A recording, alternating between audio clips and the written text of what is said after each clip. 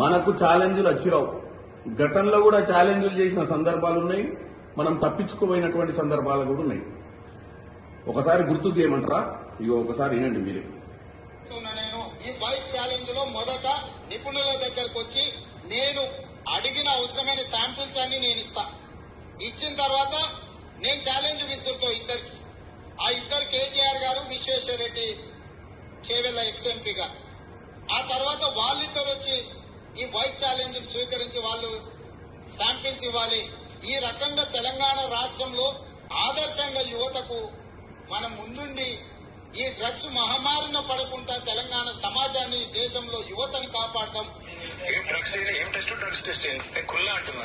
Drugs కాదు, నా రక్తం తీస్తాడా, నా చర్మం తీసుకోపోతాడు, ఏం తీసుకోదో తీసుకోపోమను. ఇక్కడనే ఉంటారా మనం? ఏ డాక్టర్ తీసుకొస్తాడో, ఏ గుండు కొట్టడానికి తీసుకొస్తాడో తీసుకురా మనం. నా బొచ్చు ఇస్తా, నా రక్తం ఇస్తా, నా గోళ్ళు ఇస్తా అనుకుంది. ఏం కొన్నాడు కిడ్నీ వాడి కిడ్నీ కూడా ఇస్తా.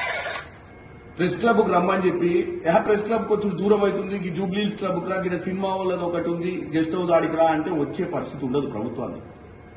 ఇవాళ ప్రజలు గెలిపించుకున్నటువంటి ప్రభుత్వం మీ 10 ఏళ్ల సంసారం సరిగ్గా లేదని, నీ అర్హత ఏందో నీ ఇంట్లో మా అందరికి తెలుసు.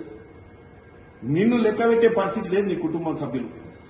నువ్వన్న పోయి మీ నాయనని బట్లాడుకొని ఆ అపోజిషన్ లీడర్ స్టేటస్, ప్రతిపక్ష నాయకుని హోదాను నువ్వు తెచ్చుకొని అప్పుడు ఛాలెంజ్ చేసి జూబ్లీస్ క్లబ్లు, ఈ క్లబ్లు, ఆ క్లబ్ల చుట్టూ పిలువకు.